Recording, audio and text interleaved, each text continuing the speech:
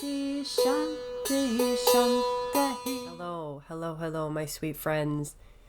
Welcome to part 3 of the Transforming Trauma series. My name is Anya Light, and I'm delighted to be with you today. In the first part of this series, we talked about the importance of using the mind to heal the mind. We do this through creating empowering stories that shape the new direction of our lives. In the second part, we talked about the importance of tuning in to what our specific, unique, and magical gifts and talents and skills are, and the importance of having outlets to funnel those beautiful gifts into the world, and how that helps erase and dissolve anxiety and depression. In this final talk, I'm going to share with you a very profound practice that has just done so much for me in my own trauma healing journey. And that is the practice of physical movement and pairing that with affirmative statements. So I like to think of this practice as coming home to the body. If you practice yoga, you can incorporate this into your yoga routine. If you practice running, walking, jogging, swimming, a sport, any kind of physical movement, any kind of physical activity or exertion, you can incorporate this. And it is extremely simple and extremely powerful. While you're doing your various activity and movement, simply use that time to focus not only on working out the muscles of your physical body, but building that muscle of self-love. So when you're doing a yoga pose, for example, and you're reaching up on your tippy toes towards the sky, telling your toes that are doing all that magnificent work in that moment, I love you, toes. Thank you, toes. You're so strong, toes. And you compliment your toes. You tell your toes you love them. If you're running out in nature, talking to your legs while you're running. Legs, you are awesome. Thank you, legs. Wow, you are a magnificent legs. You get me going so fast. I'm so grateful to you, legs, for being healthy and strong. So whatever you're doing, whatever kind of movement practice that you're doing, incorporating these affirmative praising statements into it and talking to the various body parts, as you're stretching your neck. I love you, neck. As you're doing the backstroke in a pool, I love you, arms. Wow, you're amazing. You're so strong. You're so graceful. You're so agile. You're so flexible. Thank you, arms. I love you. And just moving throughout various parts of your body, directing love, attention, and care to those various parts. Okay, so why do we do this? What is the point? In this practice, it is very profound for us who are in the process of healing PTSD, for healing various levels and stages of trauma.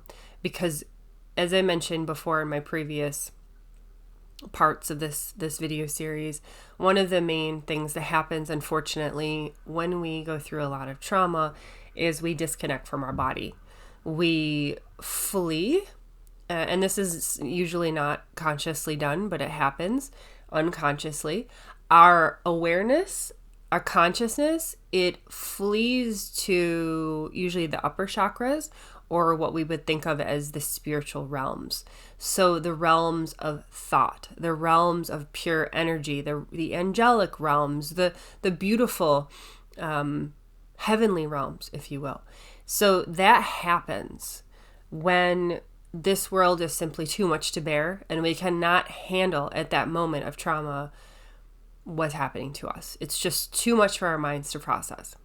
So in my work with trauma survivors, I work at a domestic violence shelter, and one of the things I see over and over and over and over again is these souls typically have very, very open and well-functioning upper chakras. Time and time again, I see this. Their third eye is super activated. Their heart chakras are open. Their crown chakras are receiving tons of information, tons of energy. These upper chakras are activated, as a byproduct of their trauma. So, and often this is not something they're aware of. It's very rare that I meet a soul who's aware of this process. And so what happens is, when we're in that moment of trauma, and then in the weeks, months, and years even proceeding that trauma, we are looking to escape this material realm. This realm is too scary because shit happens and we don't know who's going to take advantage of us. It's scary. So in order to protect ourselves, we go into these other realms. There's a really beautiful and difficult to watch actually scene in the show Mad Men. If any of you have seen that show, that was quite popular a number of years ago. And there's a scene where one of the main characters is getting raped. And while that rape is happening, she's getting raped by her boyfriend. And so obviously this is like an unexpected thing. This is the person that's supposed to care for her and love her the most. And as the rape is happening, they do like a close-up of her face. And what you see is at first she resists, and then her face kind of relaxes into a faraway look. It's almost as if she's looking at something up in the heavens. Like her eyes kind of go up and her body just relaxes and she's gone. Like her soul is gone, has fled that awful, terrible situation. And you just kind of sense in looking at her face that she went somewhere. And she's doing that to protect herself. Like, it's not a conscious decision, like, oh, now I'm going to go to the heavenly realms. Now I'm going to go to this other place of safety. But it just happens. That's the beauty of the built-in safety mechanism of the human being. And so, but then the problem is that once the traumatic event is done, we have a difficult time coming back into our bodies, back into the world of things, back into the materiality, back into this human existence of form. And so our lower chakras get closed, they get blocked, and then the upper chakras are super active, but then that can create an imbalance. And this is something I have been working on healing vigilantly for many years, and I'm still in the process of doing so. My lower chakras are have always been a little bit more sluggish, a little bit less open, sometimes a lot less open. My upper chakras have been super tuned in.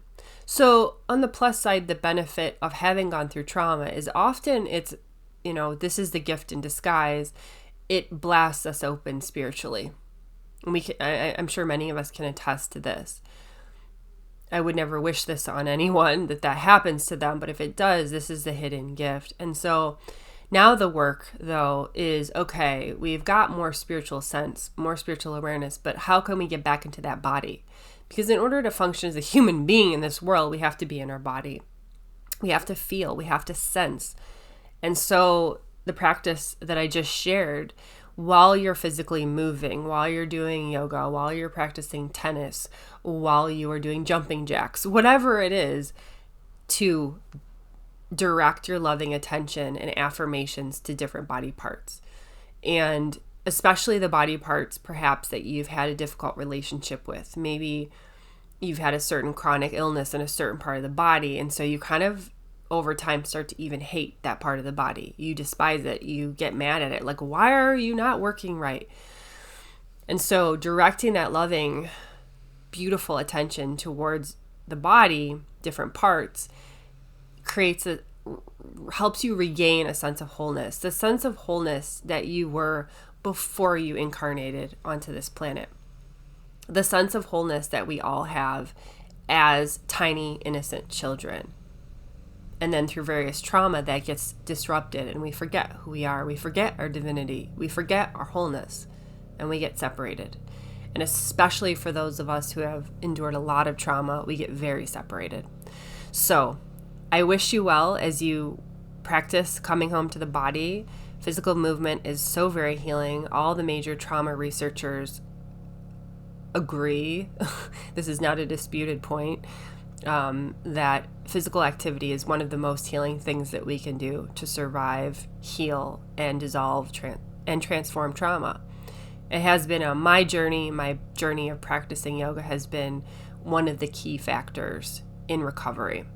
So even though we might feel like just sitting on the couch and might feel lethargic and feel uninspired, just having that little bit of self-discipline to say, you know what, I know this is good for me and I'm going to do it, even if I don't really want to on certain days, and just kind of gently pushing ourselves to do that.